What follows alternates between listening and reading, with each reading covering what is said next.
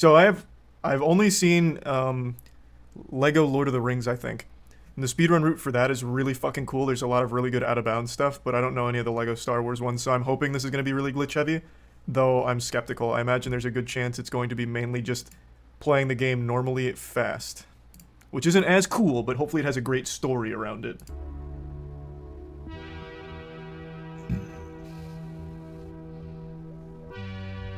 This game has insane glitches. Oh, thank God. Alright, cool. Oh, thank you for the 10 gift subs again, Lucy. Goddamn. And the 5 gift subs. Lego Coach. Star Thank you Wars: for The that. Complete Saga. It's a Until game that Invent, millions Prime Thunder, played Mason upon Jarhead, original Key, release, Dreadnought, and 15 Vulcan. years later, nostalgia is driving another wave of popularity. As more people play Lego Star Wars, a question emerges. Why How do we quickly play it? can the game be beaten? The Lego Star Wars speedrun has the precision of a 3D platformer combined with the glitches and tricks of a broken NES game. Oh, fuck yeah. And for the past few years, a dedicated community of runners have been battling each other to take the world record lower. This is the history of Lego Star Thanks, Wars Yusuf world Hendrick. records. I think what makes speedrunning so special is the glitches and pushing a game to its absolute limits. Like, I don't dislike games where there's not many glitches, but I just always prefer ones that have such incredible tech to it. Just introduces a whole new layer of a skill ceiling. First, let's clear up any confusion with the timeline of the series. Lego Star Wars the video game was released in 2005, where you could play episodes 1 through 3. This was followed up by the original trilogy in 2006, Kirby. with episodes 4 through 6 being playable. Finally, in 2007, these games were combined into Lego Star Wars The Complete Saga, allowing you to play through all 6 episodes. While the 3 versions are all speedran today, the most popular one by far is The Complete Saga, the topic of this video. Now, the earliest full game speedruns of The Complete Saga date back to 2013, but it's a bit of a hazy timeline. See, back then there was no concrete rule set. The initial method was to play through episodes 1 through 6 in order on the game's Super Story mode, which adds a timer to the bottom of the screen and doesn't have status screens between levels. Later, runners switched to playing the episodes on Replay Story, meaning you can use any red brick upgrade on any level. Since these records didn't have a standard rule set, and also some were filmed with a potato, we'll skip going over them in detail. However, serious props should be given to the record holders, Poshakt and Lexos, Hey, the congrats, guys. champions of the Complete Saga's early era.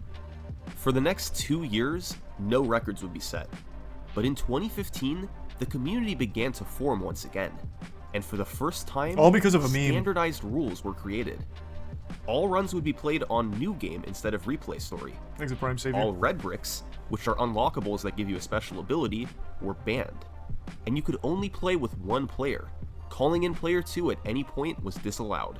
Oh, that's interesting. These rules formed the I know backbone the of Lego runs Lord of starting the in Rings one uses 2015. 2-player mechanics. And the first record to abide by them was played by Moistcr1tikal, clocking in at 3 hours, 44 minutes, and 46 seconds.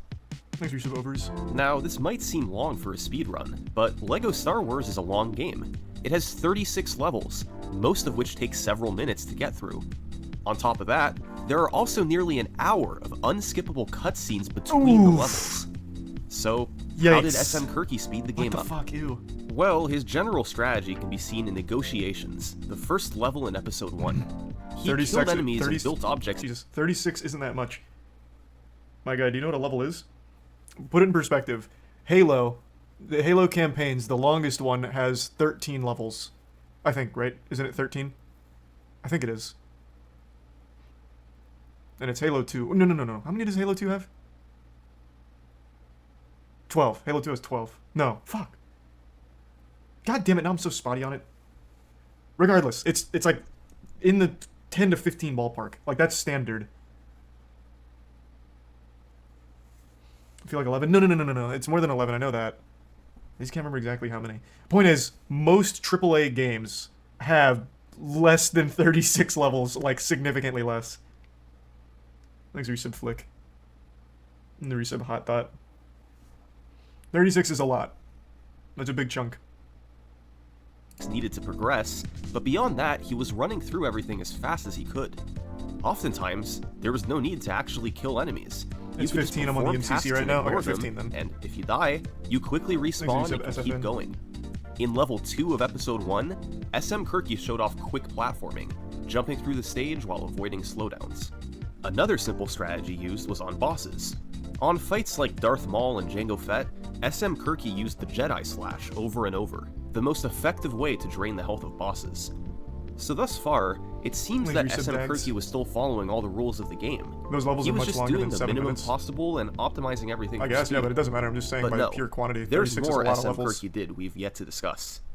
Because like I said earlier, LEGO Star Wars is a broken video game. Okay, nice. In level 5 of episode 2, you normally have to use one bomb to take out one side of the barrier, then go back and get a second bomb to take out the other side. However, the collision of the barrier stops extending out to the right once the right side is destroyed. So, by doing a precise spin move, you can make it around the barrier without having to backtrack for the second That's bomb. cute. So it's known simple as the time saves, 2-5 nothing too big first right now. barrier skip, Okay. and saves roughly 14 seconds. In level 2 of episode 4, you normally have to build and push a block to progress through the stage. But if you instead veer off to the left and double jump off of a slope in the wall, you can make it to a platform and skip right through it. Once again, this saves roughly 14 seconds. And in episode 5, one of the biggest skips in SM Kirky's run takes place. To end level 2, you have to get on top of the Millennium Falcon, and the intended method to do this involves unlocking a door to release animals and jumping off of their backs. Instead, SM Kirky precisely spaced a double jump to barely reach the top early. That seems saving pretty easy to 40 find. seconds. Nice. In all, there were more than a dozen I still really want to push a game to its limits that no one else has done. I'm still heartbroken that for Amok Runner, my skip didn't work because the fucking game's programming didn't actually load in the final cutscene. Like, I found a way to skip from the beginning of Amok Runner to the very last second of the game, right off rip, but the game is so shit, it didn't load in the final cutscene, so the trigger doesn't work. I'm still devastated. And no one else besides me gives a shit about that game, so there's no one trying to figure out how to make it work. So it's just gonna be dead. My skip will never be fully realized. I fucking love finding little skips and shit in speedruns. It's so rewarding. Thanks to Tier 1 Snake Spear in the resub bad encounter, Josh, Estiva, and the Prime Legend and Chosen. and tricks like this across the run, adding up to minutes of time save. There's honestly too many of them to go over in depth here, but many of them followed the same pattern, doing a precise jump somewhere you're not supposed to in order to skip doing something else that would take longer. We'll see more of these tricks later. But as a whole, SM Kirky's run was on another level compared to the runs from 2013. Hey, congrats, Y2K. Fewer mistakes, more tricks, and a cleaner speedrun overall. It was a great starting point, and it stood as the record for almost a year. But in mid-2016, along came a player known as TSG. And what TSG did That to guy the sounds world like a record gamer. was this.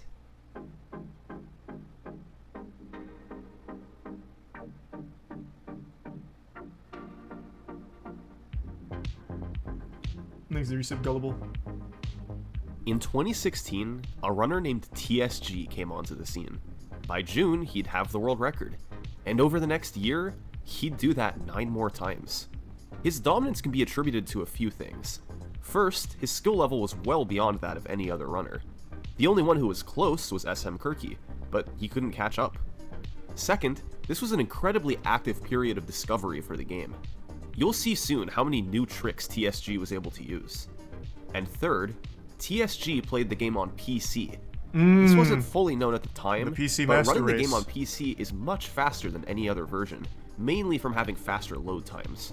Yeah, I feel like that should have been common TSG's sense. first record was a 341.17, and after the first level, he was presented with the option to There's a save or big not. Tier 2 hoof. After you Thank save hoof. for the first time, you lose a couple seconds from auto-saving after every level.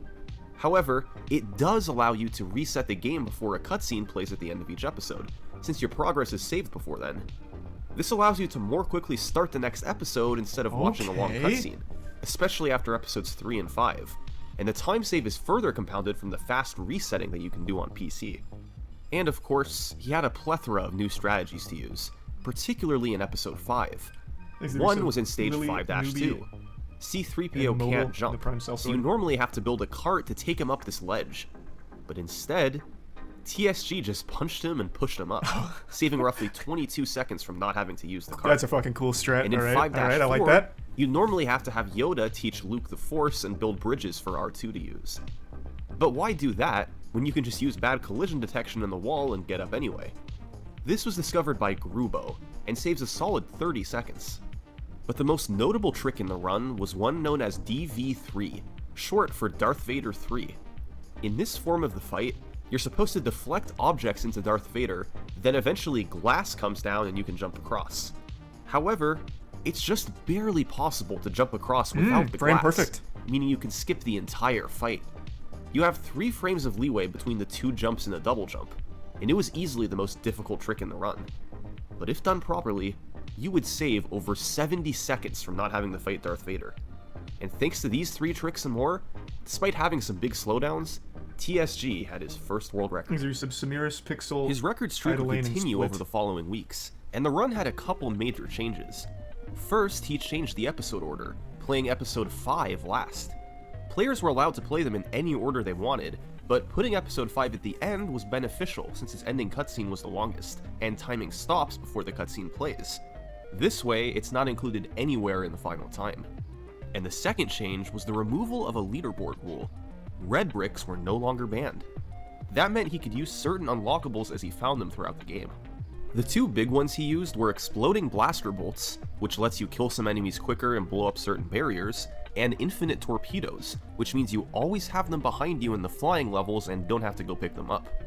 Having these 2 upgrades across much of the run saved several minutes, and when combined with better I figured that would be execution of other bigger tricks, time saves. allowed TSG to take the record under 3 hours and 30 minutes.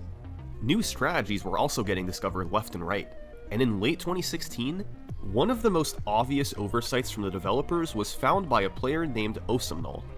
On the last level of episode 1, you're supposed to fight Darth Maul by forcing objects into him. But over on the right, there's a lamp, and for some reason, everything below the lamp is considered by the game to be out of bounds. You can stand and jump in any out of bounds area, As you said, Professor. so it's possible to just jump off the wall to the top of the lamp and across to the other side. As simple as Nice. that, you could save 30 seconds. By April 2017, TSG had taken the record to 3 hours and 24 minutes, and with Man's just second playing by place himself more out than here. 7 minutes behind, he was in full control of the world record. However, in May, a key rule was lifted. Back in August 2016, the ban on red bricks was lifted. And now, That was a players big were day for all of allowed us. to call in the second player. Oh, let's Welcome to the go! world of 1 player, 2 controller strats. So this is where it was really cool in LEGO Lord of the Rings with what you could do with the 2-player strats. So what's the benefit of using a second player? Well, LEGO Star Wars was designed to be a 2-player game, and some sections can be completed much faster with the second player. In 4-5, for instance, if you have 1 player, you're supposed to build a cart to go over buttons fast enough before they turn red. But if you're using 2 players, no need for the cart. There's a couple sets of these buttons in 4-5, and if you skip using the cart for both, you save a full minute. However, you're not allowed to have a physical second player to help you out. You have to do everything Thanks to the alone. resub cannoli. So, whenever you want to call in player 2, you have to control them both at the same time. It's known as 1 player 2 controllers, or 1P2C. And on PC, I like that, that's cool. there's 3 options. Makes for it sound this. really intense. You can use 2 controllers, you can use 2 parts of the keyboard, or you can use a keyboard and a controller. Most runners nowadays go with the keyboard controller method, but in June 2017, TSG set a record with the controller method. The only point TSG used 1P2C in the run was in 4-5, but the community knew there could be applications elsewhere. Less than a month after TSG's run, it would be beaten by a new player, Rauschmore. He had been a a new contender face. for a Welcome, while, welcome, but welcome. rapidly improved his personal best in mid-2017 to take the top spot. He too used 1P2C in stage 4-5, and thanks to a couple new strategies in episode 6, pulled ahead for a new world record by 90 seconds. However, TSG was up to the task, and just a week later he took the record back. By the end of the year, TSG's time was down to 3 hours, 19 minutes, and 30 seconds. How many players can you The have? Just 2. 319 run It's a had a 2-player notable game. new trick in the first phase of the Here, to show you what I keep referencing this, so I might as well show you what I mean. In LEGO Lord of the Rings, it has an actual pretty cool speedrun I was considering doing that uses this same method. I don't remember what the world record time is, though. Oh, it's Hobbit. Sorry. LEGO the Hobbit, not LEGO Lord of the Rings. So what you can do with the 2-player method here is you can blast yourself out of bounds. Where is it? Somewhere over here. Where is it? Oh, here it is, here it is. And then you can eventually get like a huge launch, and then you just go through the entire game just outside of the map. It's a long, long trek. But you complete the game after that, and it's really cool. I still might speedrun this. I think I probably will.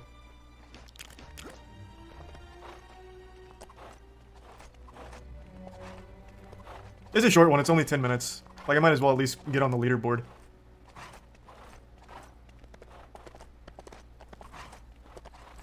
Here's the resub E-Girl. Maybe that'll be the next one I speedrun. Turning the game into open world. Yeah, it's cool. You just go right to the end, you hit another one of these clips, and then you're through. That's the route. Why do you like this and not Elden Rings? I love the Elden Ring speedrun. What are you talking about? I didn't like Elden Ring zip speedruns. Nobody did. Like, I don't think there's anything super cool. It's cool, but I don't think it's super fun with the zips. Like, I'm just not a huge fan of the zips. For those that don't know what I'm talking about, it's this. But prior to the zips being the common run, I loved it. I speedran the fuck out of this for like 2 weeks.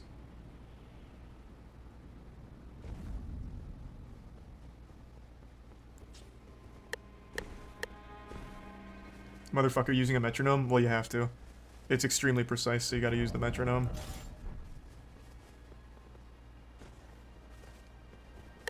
There's a resub. None.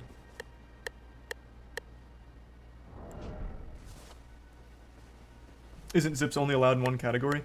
Yeah, I think so. Yeah, it's the unrestricted category. It's right there. Vader fight. After dealing 2 hearts of damage, Darth Vader... How does that work? I don't remember the technical explanation, but what's really cool about zips, and I think it's fascinating, is it's something people found by complete accident because it's a problem with the game itself. If you have your shield up and you just happen to slightly move forward on the perfect frame, you just get launched. It's just something that's in the game.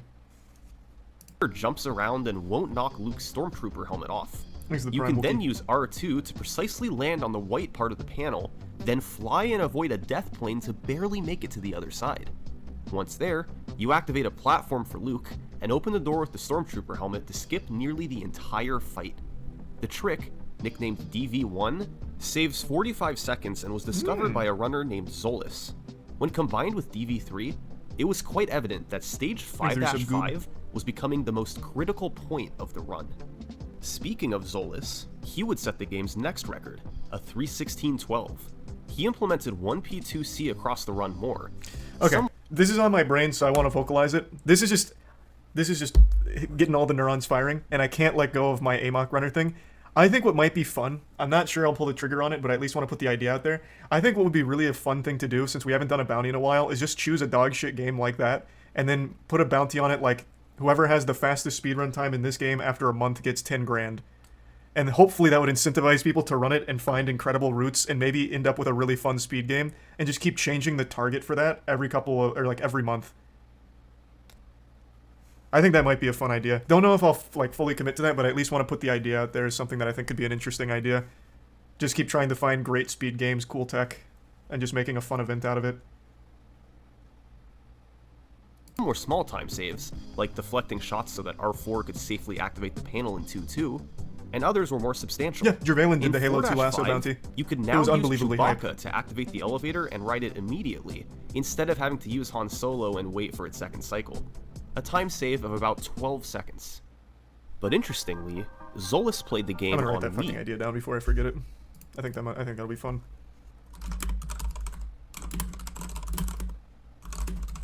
Okay. We know from before that this is slower than the PC version, but there's another consideration to be made. The Wii version requires using both the Wii Remote and the nunchuck, so to do 1P2C, you need to juggle 4 controllers at once. Sounds awful. Still, Zolas was able to pull it off, with a world record by over 3 minutes. TSG played on followed Ultra this up Nightmare a mode. few months later with a 3:14:28. It was notable for implementing yet another trick into level 5-5. DV1 and DV3 already had skips, and now, Darth Vader's fourth form did as well. It was possible to do a couple of precise double jumps and skip having to use the Force and having to use R2. They have the potential to save about 7 seconds, and just added to the skill needed in 5-5. Episode 5 as a whole was becoming really brutal, and since it has the longest end cutscene, it had to be at the very end of the run. So let's take a look at our timeline so far. TSG started dominating in mid-2016, just haven't seen Whale yet, and man. although he I just haven't had twice a lost the chance. I need record to see to it, though. Rauschmore and Zolas, he'd always been able to fight back.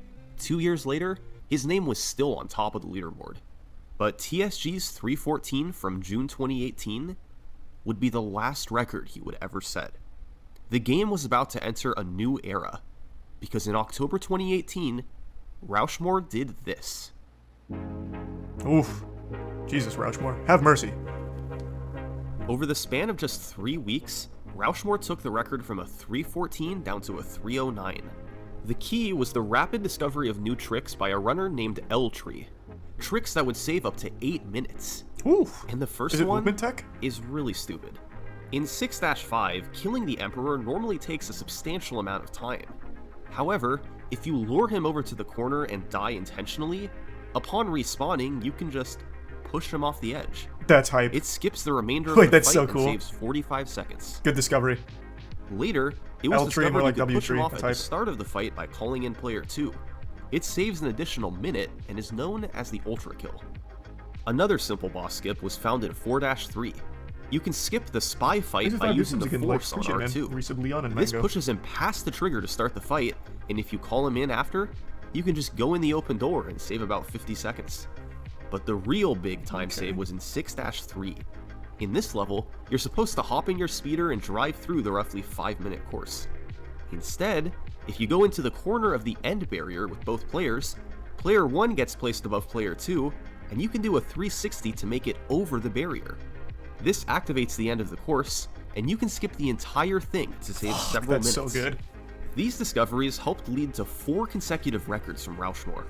What I love, so I have a love-hate with really long routes for speedrun, but what I find most impressive is the memorization of every trick, because that's a lot that you have to keep track of. The longest speedrun I've ever done is Psychonauts, and that's about an hour.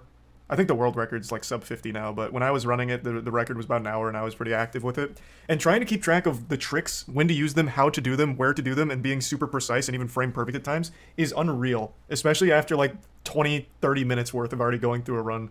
The stakes are just so goddamn high. What is the Psychonauts world record much lower than an hour now? Why did I get hit with question marks?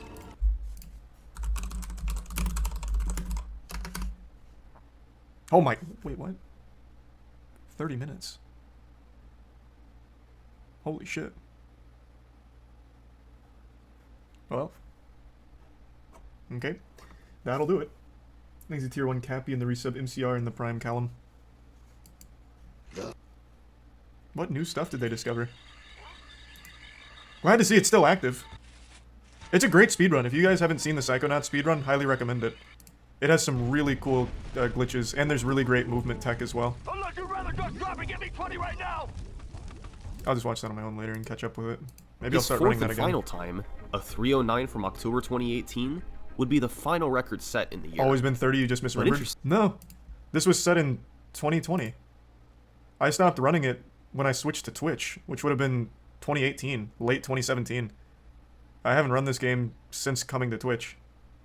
And I definitely recall it was like probably 40-something minutes, because I used to be in the Discord for a while. My personal best was like 57.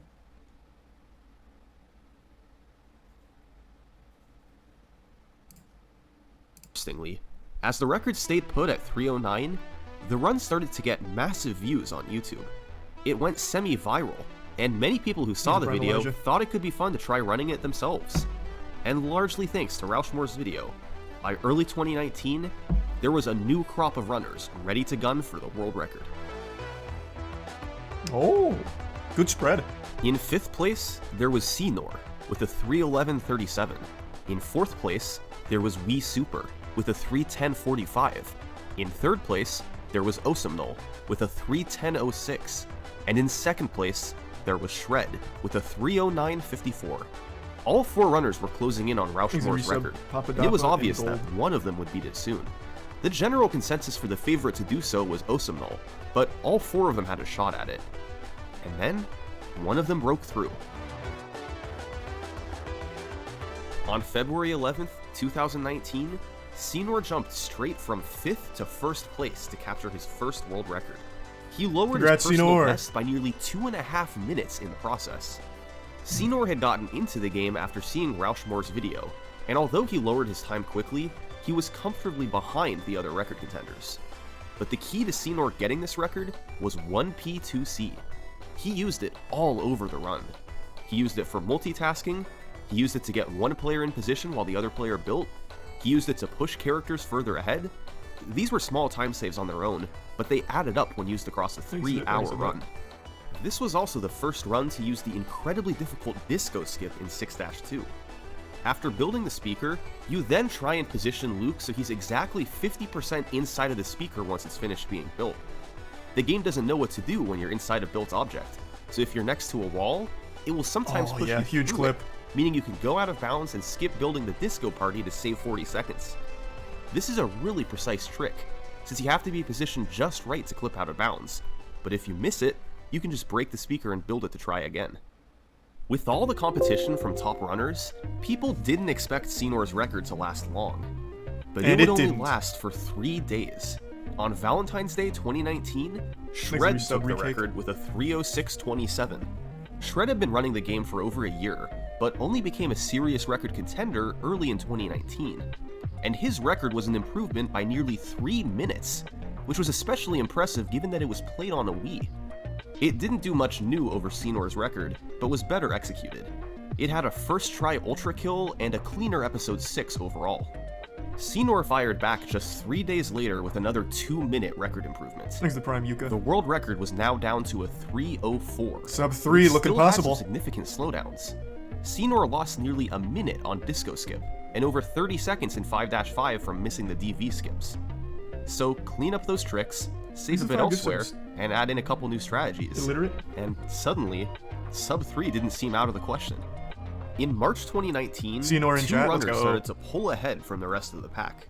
Senor and Wii Super. Both of these guys had only gotten into the game in the last few months, but they lowered their time side. Shit.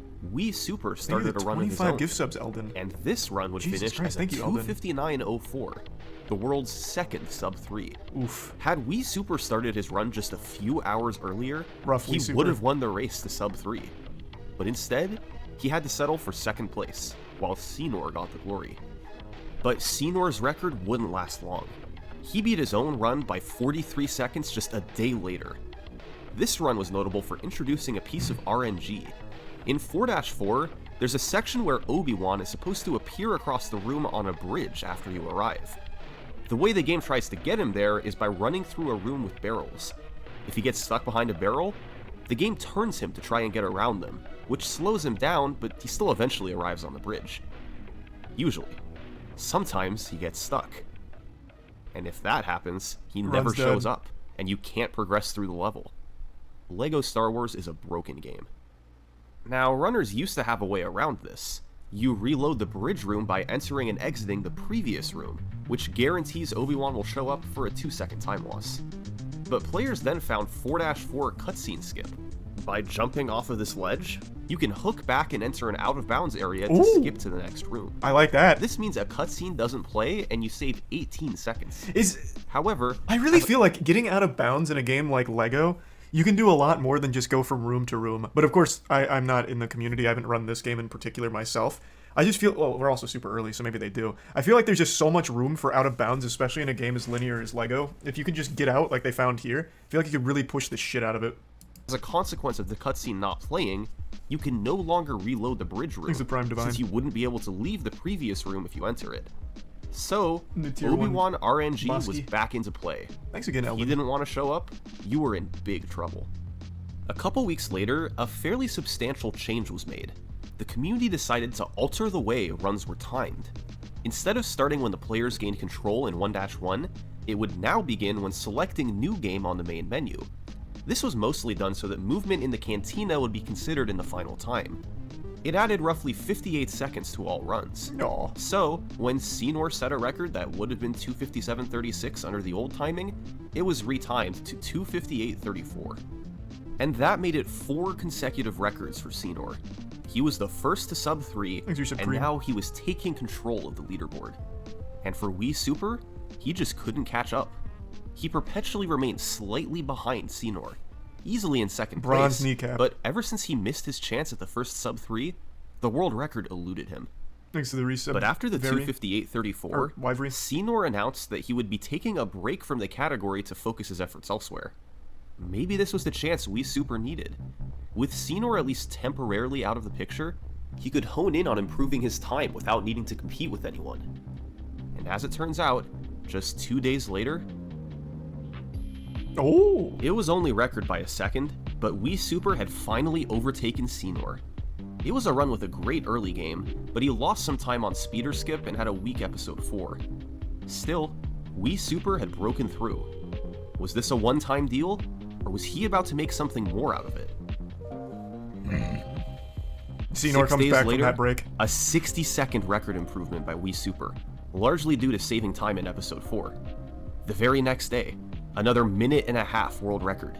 Wow, he really 3 unlocked the weeks later, Sharingan. 2 record improvements on the same day. 3 days later, a record cut by nearly 2 full minutes. Then Wii Super took a break.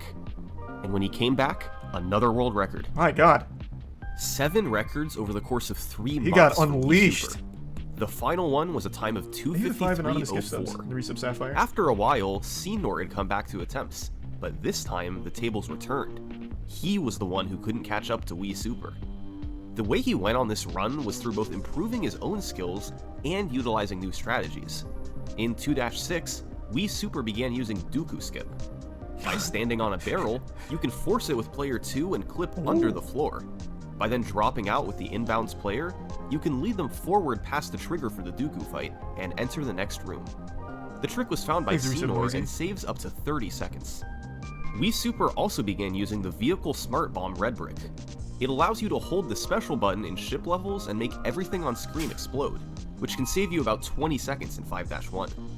And interestingly, with these new tricks being incorporated and runners' skill levels improving, someone new moved into second place, Chimkin. He had been in third place for months, even being a part of the initial sub 3 grind, but he always remained behind Wii Super and Senor. But he was improving, and by May, he was ahead of Senor. And sure enough, when Thanks, Wii Reset Bert. Super woke up on the morning of July 6th, his record was gone. Chimkin had beaten it by over a minute, getting Damn, a okay. 252 flat. Sub 250 looking It good. was a run with a slow early game, but after a gold split in 3-2, he was off to the races. He pulled ahead of the record and crushed it. So, Wii Super had to get back to work. And it took him 13 hours to get the record back. Oh, nice. Over the coming weeks and months, Wii Super and Chimkin would trade the record back and forth. Wii Super was the first to take it under 250, with a 249.55 on July 17th. Chimkin would get the next record, and by the end of the year, it was down to 245.39. How did these two take the record down by 7 minutes? Well, there was a new red brick, Fast Force, which does what it sounds like. It lets you force objects faster. To obtain it quicker, Chimkin found a method of going out of bounds, then doing a death warp to get back on track. Oh, now it's getting It's really unlocked intense in with the 4-2. glitches. Nice. So players started playing episode 4 earlier in the run so they could use Fast Force in episode 6, 3, and 5. And of course, The glitches are there were getting a more plethora intricate of and new precise. strategies discovered in the second half of 2019. Some were small and saved a few seconds, while others saved closer to half a minute. But the big one was in 5-6. It's the last stage in the game, Thanks and to it TV had subs an watching evolution Twitch, of the skips Prime over Loca. the years. Way back during Resub Grim. TSG's record reign, runners started doing a trick called Bespin out of bounds. You'd jump roll off a ledge to land out of bounds, and progress forward in the stage to skip having to build C-3PO and open a door. That's It saved huge. 45 seconds, but was immensely difficult. Players used this trick for years, but in December 2019, Senor found something better. You join with player 2 and put Lando in a doorway. If Oh, you just hit player him with the 1 door. stands far enough away and Lando jumps, the door will close. If it closes while you're at the top of your jump, you'll get pushed through the door frame and out of bounds. Ultimately, you can get to the same room as you did from Bespin out of bounds, but it allows you to do so nearly a full minute faster, and is much easier. The only problem is that if you miss the door clip initially, AI characters can randomly run near the door and prevent it from closing. Oh, those you bastards. really want to get the trick first try. You dirty bitch. With all these time saves combined, I'd be so mad if I was runners running that still and the AI improving came their back and skills fucked on me. top of that, the world record was down to a really solid 245. It was enough for Wii Super to take a break from grinding the category, and Shimkin had stopped playing it as well. Other than those two, nobody had a PB under 2 hours and 50 minutes. But over the coming weeks in late 2019 and early 2020, the game would get a huge boost in popularity, thanks to an unlikely source: TikTok. Oh. There was a big wave of Ugh. nostalgia for LEGO Star Wars. Millions played it while growing up, and after years had passed, they looked back on the game fondly. A trend began on TikTok where people changed their profile pics to mimic how they look in LEGO Star Wars, with a green or blue circle around them. This increased the game's popularity on the internet as a whole, as people remembered LEGO Star Wars and wanted to experience it again. As such, speedrun streams and videos exploded in popularity, and starting in early 2020, there was a new wave of speedrun activity. And suddenly, by February, Wii Super had new competitors on his doorstep. Oh. In second place fresh was faces. Fresh, Oh, well, and fresh, in third nice. place Let's go. was Led Astray. Both had a time of 247, and both had aspirations for the world record. Wii Super had no choice but to do more runs if he wanted to defend his title. So he did. And in the span of just 1 week, he lowered the record twice, taking it down to 244.30. But this wasn't the complete domination that he'd had earlier. His competition continued to close in. Led Astray got a 246, and a familiar face had actually jumped into second place: Senor. Hey. Pressure was on for Wii Super. These guys were both capable of getting the record, and could really obtain it any day now. Wii Super continued to do runs, and a couple weeks later, he achieved a run that put away any competition for the record. A sub 2 hour run somehow. Months of attempts had all Fucking led up cheated, to no this clipped. moment. It was his ultimate run. Throughout the first 4 episodes, there were no significant mistakes. He gained a bit of time on nearly every level, and leaving episode 6, he was nearly 2 minutes ahead. Exit tier 1 Megamon. The final Prime 2 episodes are Fibbles, 3 and resub 5, Kato, gift subs and although update. they weren't perfect, they were good enough. And when combined with the incredible start he'd had, the end result was a monster world record. Okay, that's Wii not Super bad. wasn't at much risk of losing his title anymore. Or was he? Senor wasn't deterred from the task at hand. Wii Super was now 3 minutes probably ahead, found an even better but skip or Senor something knew somewhere. he could close the gap. On March 27th, he took his PB down to Thanks for resub, Visual. 244, and on the 31st, he The shaved bits another wasted. half minute off. Despite the optimization of Wii Super's record, Senor was actually able to close in. These two guys were ahead of the pack. Just like the initial sub 3 grind, Wii Super and Senor were locked in a battle. Thanks to the game's boost in popularity around this time, the community decided to have a LEGO Star Wars speedrun tournament. That's Wii cute. Super, Senor, and most of the game's other top runners all participated. It was a double elimination tournament, and there were some great times put up by several different runners. But when all was said and done, after the brackets were completed, who else would meet in the finals but Wii Super and Senor? These Yeah, that two sounds would about get right. the benefit of a big new Man, strategy. I certainly hope this didn't all happen in the same day. Each of these runs is like 2 hours, 40 minutes at best, like your best run. And fuck, how many rounds? Like this is like a 10-hour tournament at least. Hopefully this was spread out over the course of a weekend. But Wii Super and Senor. These two would get the benefit of a big new strategy discovered a few weeks ago in 6-1, Spiderless. By using a forcible object, you could clip into the wall, Thanks to the bits. which was faster than the old method of Fade. using the spider. Hey, welcome. You can then come back in bounds to touch a grate, which acts as a trigger for the game to send you straight to the boss fight and skip the cutscene. It was months? Oh, okay. This trick saved a full Jesus. 60 seconds, a huge advantage for any runner who could pull it off. Up to this point, Senor had lost 1 match while Wii Super was undefeated. So to win the whole thing, Senor needed to win twice, while Wii Super needed just 1 win. And Senor handily won the first game.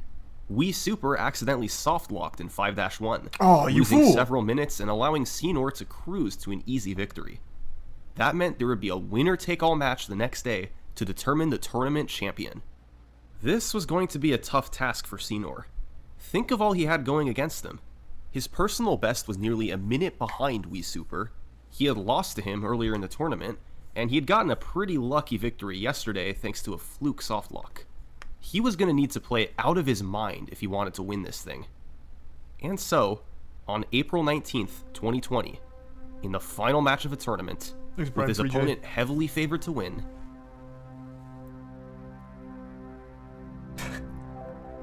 in tournament was too. Seanor's first world record Huge. in over a year, back when the run was 16 minutes slower.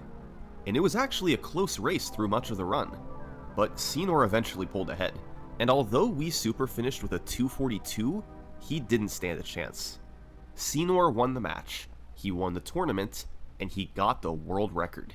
Was there And a prize race for the tournament? Sub 240 was officially hope so. on. Once again, Senor and Wii Super were the two competitors. Mothman. As it turns out, Senor's time at the top wouldn't last 5 long. candies. Wii Cool. Super wanted the record back, and it took him just 5 Pack of days cigarettes. to do so. He got a 240.32. This run was actually on sub 240 pace until 5-5, but the last two stages of the run are two of the toughest. Wii Super lost a lot of time to DV3 in 5-5, and to Door Clip in 5-6. Sub 240 would have to wait.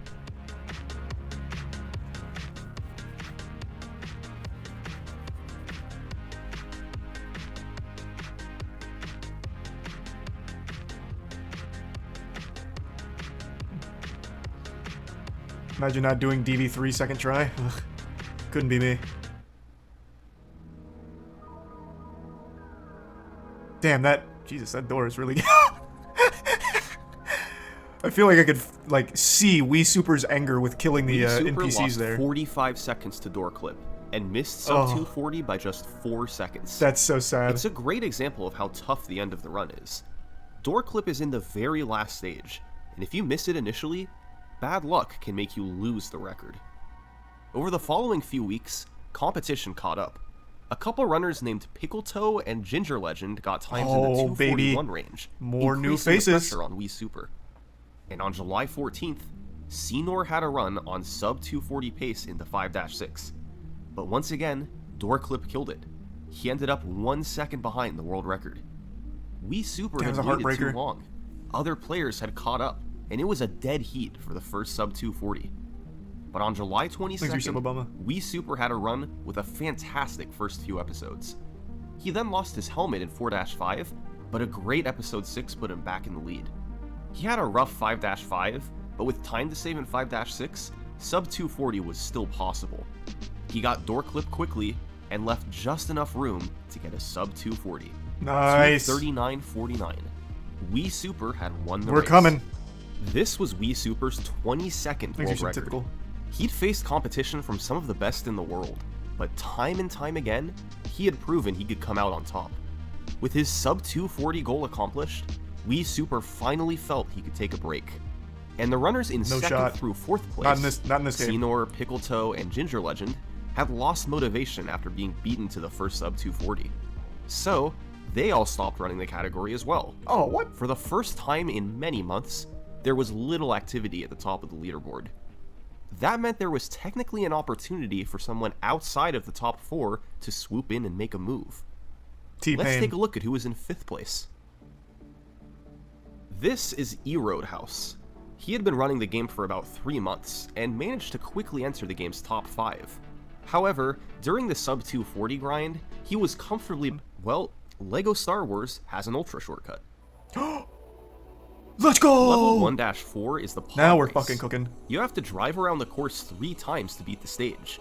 For years, there was no way to really speed this up. Even the fastest world records I just love ultra rode the 3 shortcuts. laps.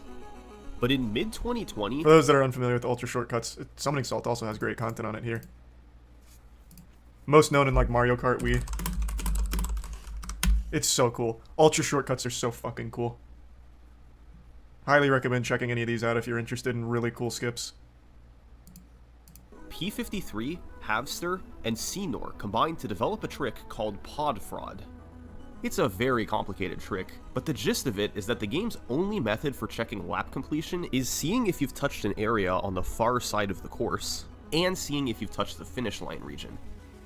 So after driving a lap normally, you go out of bounds with 2 players, leave one by the finish line region, And one by try the to get check. the other to the far side. Yeah, nice. This Smart. middle section out of bounds kills you, but it lets you build up speed quickly. So, by dying a few times, you can build up enough speed to make it across. Holy By shit. touching this region, the next lap is activated, and you skip having to drive around. This setup takes about 25 seconds, but a lap normally takes about 60, so you save over half a minute. The other big skip is called Grieve Cheese, discovered by Pickletoe with concepts from Fezteo. The general Grievous fight is normally a slow, scripted battle, where you jump around the level and then attack him on the main platform. However, he'll only perform his scripted actions if you're actively standing on this platform. So, you can use Obi-Wan to lure him toward a rock, then jump off the platform and shoot him with player 2 before he walks too far away. By repeating this over and interesting. over, Smart. you can drain his health without having him ever perform scripted actions. Unfortunately, there's RNG involved. He can randomly block your shots, which wastes time. But ideally, Grieve Cheese can save over half a minute. Thanks With to the all bits, this and Moisture. more, Wii Super Recent felt meme. that he could crush the current record. And he was right. On September 18th, he beat Roadhouse by just under 2 minutes, getting a 2:37.49. A few weeks later, he did it again, with a 2:36.08. The leaderboard was back to normal. Wii Super was dominating the competition multiple minutes ahead of anyone else. And still, years after his Thank you, first Sabokami. world record, nobody could catch Wii Super. At least, not for a couple weeks. Just Oh, 16 E-Roadhouse days back. after Wii Super's 2:36, E-Roadhouse managed to get the record back. The key to doing this wasn't a was yet fluke. another complicated new trick: Falconless. The normal way to end stage 4-5 involves activating 4 triggers scattered throughout a big room, then killing all the stormtroopers. It's a slow process that gradually raises the Millennium Falcon, so you can eventually enter it and end the level. So you go out of bounds, hit the trigger, I However, bet. P53 found a way to end the level early. You first have to load the last room of the level, which can be done by entering this grapple room. You then go back far in the level, and by crossing a particular line, the game tries to save memory by unloading the last room. This means the triggers, stormtroopers, and Millennium Falcon all disappear. The issue is that the game never reloads them once you go back forward. So you re-enter the final room, and You can just nothing's fall there. straight down. Since the stormtroopers are gone, the game treats them the same as if they were killed, so you can jump into where the open door would be, and the level ends. This saves about a minute and 15 seconds, and Huge. E-Roadhouse's new record was a 2:34.51. That means that even without Falconless, he still would have beaten Wii Super. I wonder though. Maybe it was a fluke. Just based off of what I've seen so far, and maybe they do this. It seems like if you can still just hit that trigger regardless, right? Couldn't you find a clip out of bounds and then just do a death warp and still hit that trigger on the way up? Or am I completely misunderstanding how the tech works? So that way you don't have to run all the way back. Thanks for the gift sub, Oyster, and the resub Fulto. No, because it checks enemies. Oh, good point. Good point. Luke. Whenever someone took the record from Wii Super, he was always quick to respond. But a month later, E-Roadhouse set another record, 2:34.32. This was uncharted territory. When was he going to respond? Since nobody So what else had happens in a perfect- situation like that when you hit that ceiling, like where you completely blast a root's ass wide open and you master it, you have a perfect run, the only way you catch up is if you find new tech. You have to look for new glitches. That's the only way you can make up for the difference in skill. That's the only shot you have. best below 2:36, there were no challengers for the record. However, that didn't stop players from continuing to run the game. But the nature of the competition changed. It was now a battle for second place, rather than the world record. About a month after the 2:31, a new runner moved into second. Oh, Ginger Legend back. Legend. A few days later, he'd be beaten by Senor, getting a 2:35 and then a 2:34. Well, hold on a second. They're starting to tickle. It's important to note that there were very few new strategies being utilized. The vast majority of their time save came from getting better at the game. Fewer mistakes, better movement, that sort of improvement. By February, a runner named Zach achieved a 2:35, and by March, there was a trio of runners with a 2:34. Senor in second place, Ginger Legend in third place, and Zach in fourth place. For the first okay. time since he set his mammoth world record, E-Roadhouse was feeling a bit of pressure. They were still minutes away Well, from yeah, his it's not record, that close, but though. their times were dropping. He can still relax. So, he decided to end his break and go back to record attempts. But he struggled to get good runs going, especially compared to his incredible Oh god, he fell 231. off. On March 6th, Senor would once again lower his second place time, 2:33.05. He was now within 90 seconds of the world record. E-Roadhouse continued his attempts, Thanks, but Resub failed Doobie. to get Tier 1 anything good. Marbear in Prime Small. And then, on March 9th, Zach got on a run that was even with the world record through episode 2, then actually gained half a minute over the record in episode 4. Okay, Zach. Once again, this was mostly due to better gameplay rather than new strategies. He ended up losing time to the incredible episodes 6 and 5 in E-Roadhouse's record, but still finished with Tragic. a 2:32.23. Zach was just 35 seconds off the world record. Senor had a 2:33, Zach had a 2:32, and E-Roadhouse had a 2:31. All three of them were doing attempts, and all three of them had potential to get the world record. E-Roadhouse's time had run out. He was now in direct competition with two strong runners. There At least was he had no some question the world bit of a record was coming respite. down. The question now was, which of these three was going to do it first? Well, on March 22nd, E-Roadhouse broke through. It was only a 5-second record improvement, but it showed that he still had what it took. This run had another fantastic early game, but he lost about 45 seconds in episode 6 from repeatedly missing Disco Skip. Episodes 3 and 5 were up and down, but since his gameplay overall had improved, it was enough to eke out a small record. But his work wasn't done yet. A couple weeks later, E-Roadhouse got a 2:31.35, another small record improvement, but he was making progress while Zach and Senor weren't improving their times. Still, all three runners continued to grind over the following weeks. The end goal had shifted. Thanks, Resub. It was officially a grind for the game's first sub 2:30. A half-hour barrier hadn't been broken. What date are we in at right 2 now? Are we still in years. 2020 or no? This is In 2021. mid-May, right? Senor lowered his time down by over half a minute. All three runners were now within 60 seconds of each other. Who would get sub 2:30 first? Would it be the veteran, the newcomer, or the current world record holder? Well, on Thanks, May Resub 14th, Garcia. E-Roadhouse got on a run with another incredible first couple of episodes. Once again, this was his best pace ever leaving Or episode May 2. 14th, 2021. He right faltered a bit in levels 4-2 and 4-3, so his pace cooled off slightly exiting episode 4.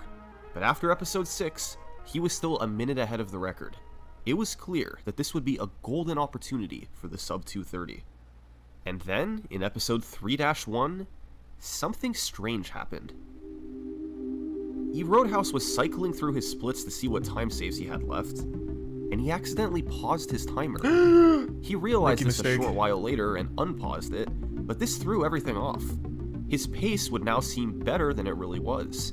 He didn't know how long it was paused, so if this run went all the way, he'd have to retime it to see what he really got. Well, E-Roadhouse made his way through episode 3, and it went beautifully. Episode 5 got off to a great start, and entering 5-5, he was a minute 21 ahead. But of course, his real pace was still a mystery. 5-5 was solid, and 5-6 was nearly perfect.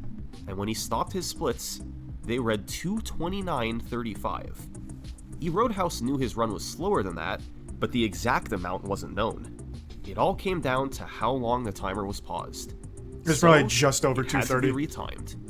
And the exact length of the pause would determine if this was the world's first sub 2:30 or if the race would continue. Thanks, the Resub Cheeseburger. And after the retime, they found that E-Roadhouse's timer was paused for 21 and a half seconds. Oh, so just meaning under. his run was a 2:29.57. He still did it, By the baby! skin of his teeth, he had done it. His 6th world record in a row was his most important one yet. E-Roadhouse officially had the world's first sub 2:30. In the aftermath of this run, Zach and Senor continued doing PB attempts for a short while. Both players lowered their times, but neither could catch up to E-Roadhouse. Their motivation had just dried up. It seemed like another community break would be in order. But you're Thanks, the probably Prime Ruby. noticing a pattern by now. Whenever community motivation is at a low point, new tricks are always found to bring people back in. Goddamn And right. right on cue in May 2021, 2 massive tricks were discovered. One of them was a 30-second time save in 3-5 found by Los. But the one we're gonna go over was the one discovered in 5-5. This trick was notable for two main reasons. Thanks, Prime For one Waffles. thing, it was in the toughest stage of the run. 5-5 was already a completely broken level. You had DV1, DV3, and the DV4 jumps. The new trick, fittingly, was called DV2. Oh, I thought it was Every going to go even room higher of the somehow. Darth Vader fight now had a skip. And the other notable thing about this trick, it was the most difficult one in the entire game. That's right, the toughest trick of the run was now in a stage that was already considered to be the hardest. This is the insanity of DV2. I hope it saves like You 10 start minutes. by activating a moving platform outside the boss room, then positioning Luke on a panel beneath it and placing R2 on the platform. Oh, you send it down and you clip When the out. platform moves down, you can collide into Luke as he's sliding Nice. off the panel. If done at the perfect moment, Luke will go through the wall under the floor of the next room, and you can just walk underneath the boss fight. Getting the clip into the wall is so precise that pause buffering is used to help line it up. And even so, every single step of this trick is hard. It's hard to get on the panel, it's hard to stay on the panel, it's hard to pause buffer at the right time, it's hard to line up Luke, it's hard to line up R2, it's hard to avoid going too low in the boss room, it's hard to avoid going too high in the boss room. Any of these portions not being I done like that. correctly results in I love miss. those precise glitches. That But shit's if great. done properly, it would save an additional 50 seconds. Oh, A that'd be a lot team more. of Lava Fang 407, Note KO, and EJP Man created DV2, and it made stage 5-5 a nightmare. Tough trick after tough trick, right at the end of the run. But with all the time save potential, people had to go for it, and it brought runners Zack and Senor back to doing runs. They each got times of 2:30, and then on June 1st, Senor set the world record. Hey, It had a Senor rough back on episode top, baby. 6, particularly a slow ultra kill in 6-5, but he got DV2 This is on his first second record in try. a while. A fantastic result for such a tough trick. He closed it out 20 seconds ahead of the Roadhouse, Senor's first world record in over a year, back when the run was 12 minutes slower. So now, of the top 3 competitors, only one had yet to get the world record, Zack. He'd been in the top 3 no. for the past 5 months, even That's gonna be moving his into villain second arc. place on several occasions, but he had never been able to take the top spot. It was frustrating. He knew he was good enough, he'd been on pace before, and he also had a bit of time on his hands coming up. So, He sold Zack his crypto decided company. to start a devoted grind for the record. But this wasn't going to be just any grind. He was going to play the game 14 to 15 hours per day until he set the world record. Zack began on his quest, and over the next 2 weeks, he played the game for roughly 200 hours. Oh, Run after run, good That's pace like after good RuneScape pace. hours, my boy. And despite all that, That's he enough for didn't a achieve single the world level in record. runecrafting. In fact, he didn't even get a PB. Zack remained in 3rd place, behind E-Roadhouse and Senor. Disappointing for sure, but Zack would still get another chance. Because on June 13th, runners Zack, E-Roadhouse, and Wii Super all met up to grind for the world record 12 hours a day, with Senor Jesus. also participating at home. Only 12 hours may have been less than Zack was used to, but still, 4 of the best runners in the world, 12 hours per day, for 3 days straight. Surely a world record was incoming. But it never happened. 72 hours came and went, with no world records. And here's why. Between all 4 runners, more than 20 world record paces were achieved into the final 2 levels.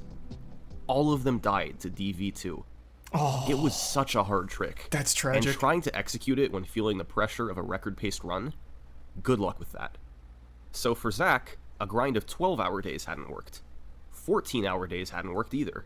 Option. 16-hour On days. June 16th, Zack began a grind of 16-hour days to get the LEGO Star Wars world record. Goddamn right he did. Time is relative. And he never had any runs on record pace. Son of a It bitch. was starting to seem hopeless. But on June 18th, I tell you what, Zack though. I can promise you one thing. He may not have got the record during those 16-hour-a-day streams, but he probably fucking farmed some ad revenue off of it on Twitch. Those are gonna be pulling in some numbers. Those are some long hours. finally got a run deep ahead of the record. And what a pace it was. Entering 5-5, his best possible time was 2:28:43. That was a good enough pace that he didn't even need to do DV2. He could get the record without it. But Zack was committed to going for it. And on just his Perfectionist. third try, he got in the wall. If he could just make it to the end of the room, he'd be in the clear. But disaster struck. He went too low and died, Zach, forcing him to no! start DV2 over again. He lost over a minute and ended up missing the record by just seconds. Had he skipped doing DV2, he would have had the world record. So, Zach kept going. More God, long this guy's sessions, mental. Fuck more me. failed runs. But on June 24th, he'd find himself in an eerily similar situation. A best possible time of 2:28.08 into 5-5. Once again, he could skip DV2 and still get the record. No, don't do it. Don't be a bitch. But once again, he was committed to going for it. My man. It was a decision that cost him the record last time. But this time, he hit it first try. Oh. He was in a golden position now. He closed out 5-5, got door clip, and when Zach entered the Millennium Falcon to end 5-6, he had just set a new world record Let's by go. over a minute. After months of grinding What a and crazy hundreds grind of from hours Zach. of world Holy record shit. attempts, Zach's efforts were vindicated. This record didn't stop others from trying. Senor, Wii Super, and Roadhouse all continued doing record attempts after the in-person meetup. But eventually, their attempts stopped, in large part because 5-5 was such a demoralizing stage. So, throughout the rest of 2021, Zach's time remained at the top of the leaderboard. He went from not being able to set the record to holding the top spot for 6 months straight. Wow. In early 2022, That was a good time to Zach get the record. decided to come back to the game. It had taken him hundreds of attempts and many months of grinding to set his world record. Over Bricko here? This man came out of nowhere. We're not gonna mention Bricko, third place. Damn, and we still have like 20 minutes here. Jesus. Close. The community was as active as ever, but with no records being set, a big opportunity was going to waste. So, in an attempt to get the game a new world record, the community decided to organize one more big event. It was going to be another 4-day break the record session.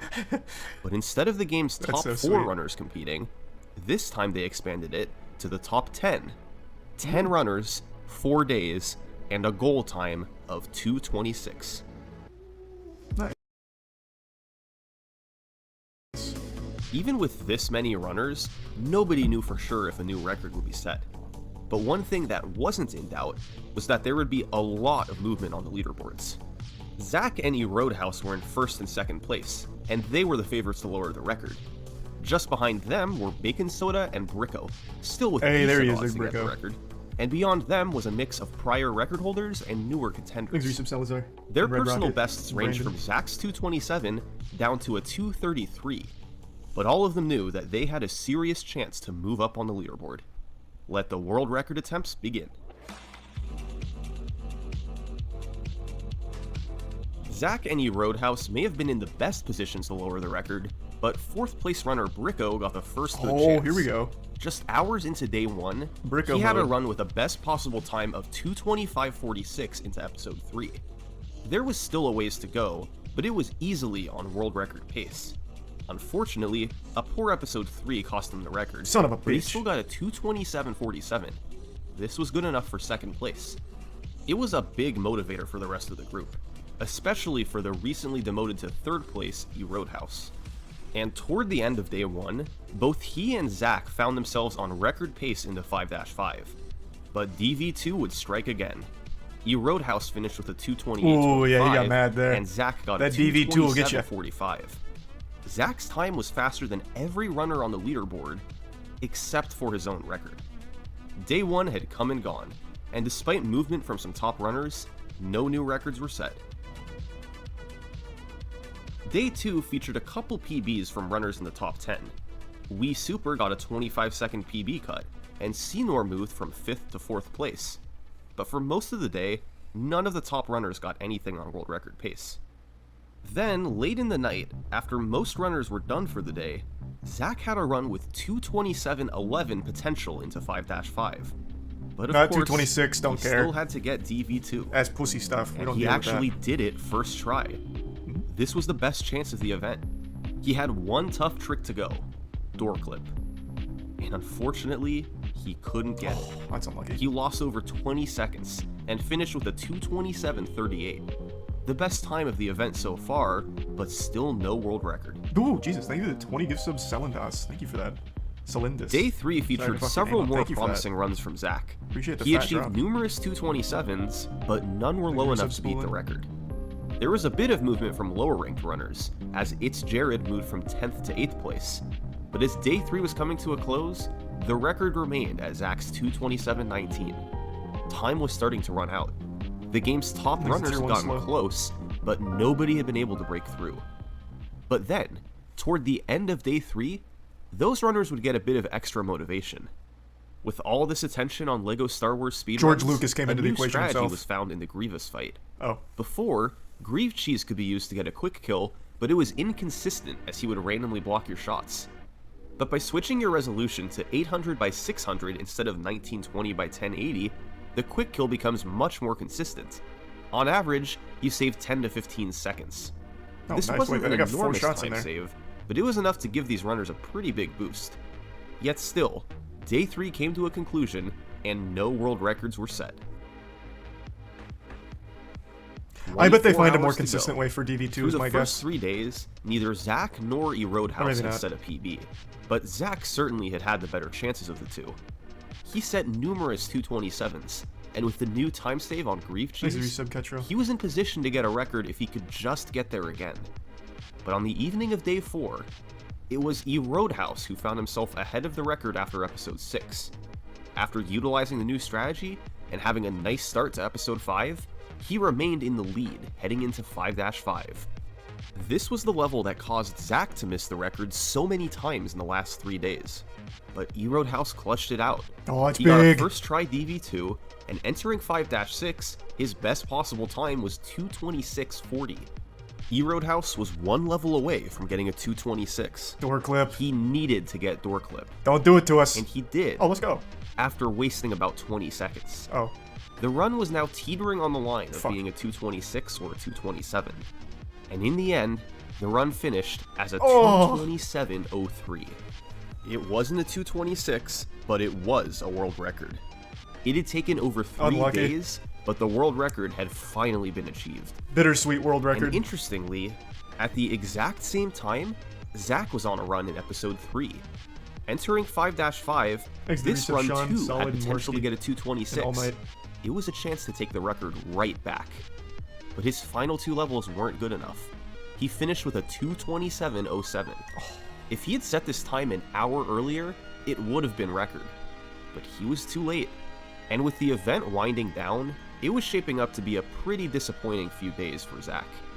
He had done attempts for 4 days straight, and not only was there no 226, but he had lost his world record in the process.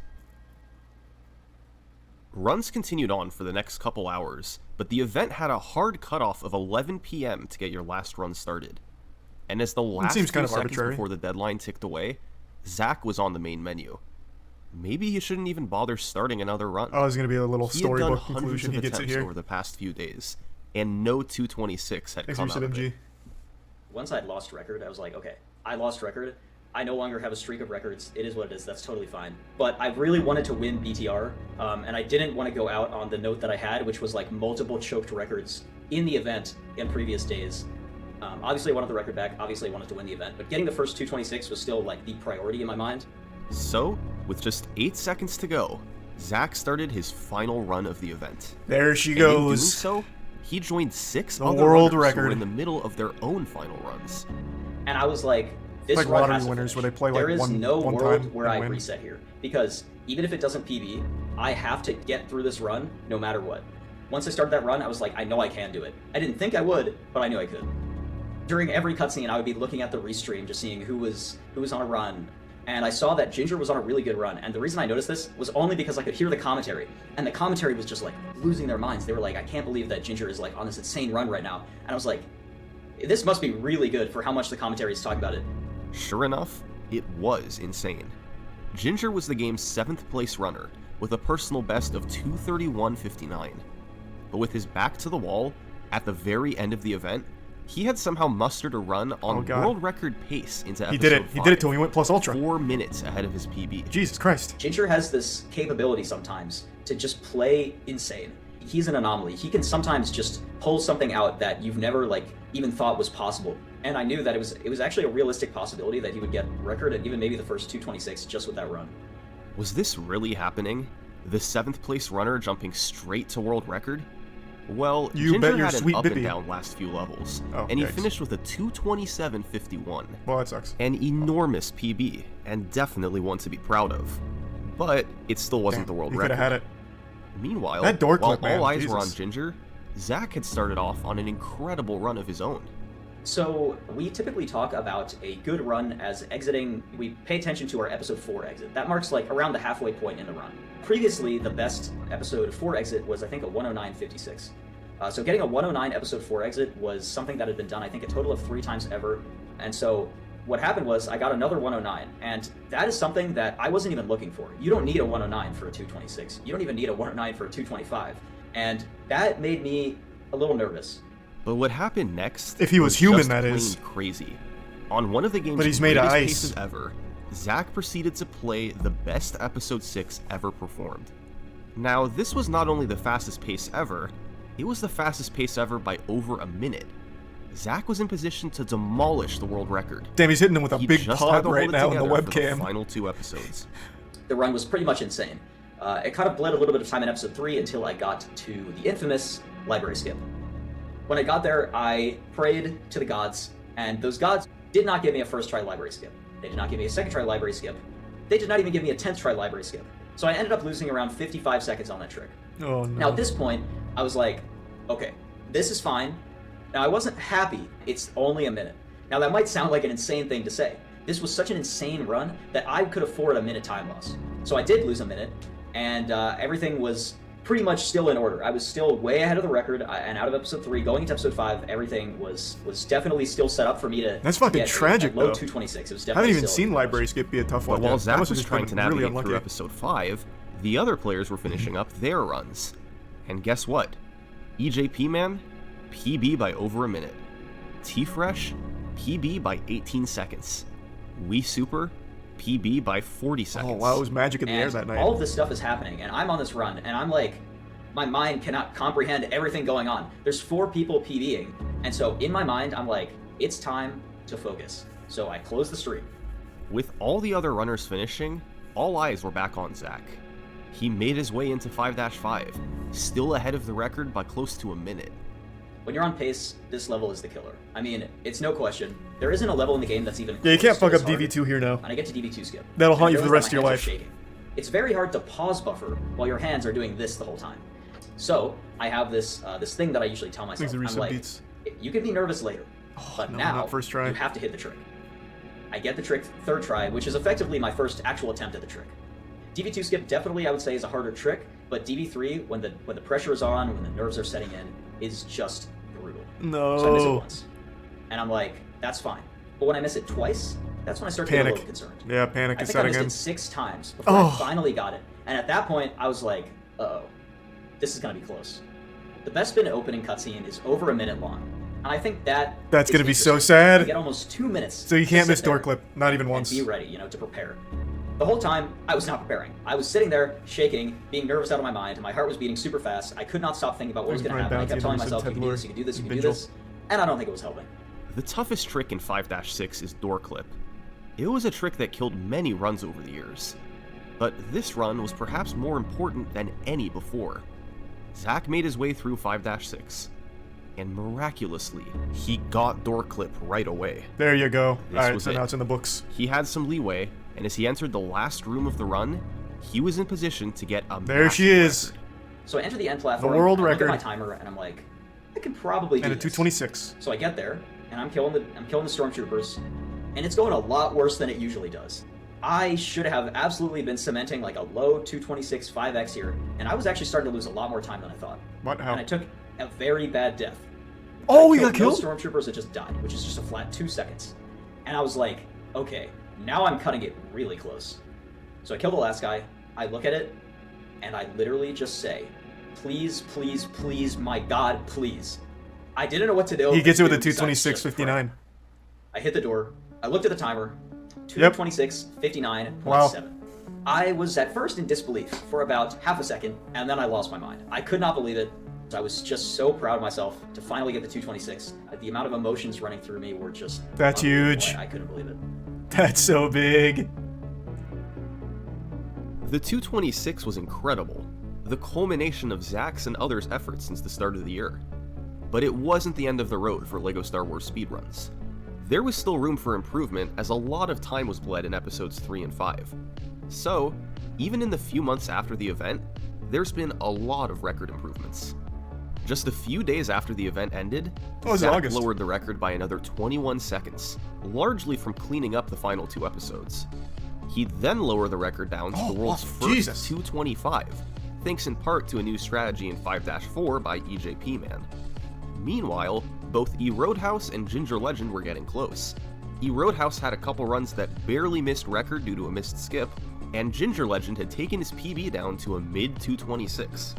Of those 3 runners, Zach would have the most success in the following few weeks, ultimately lowering the record to the first 224. He's a prime wick. But that's not who holds the record today.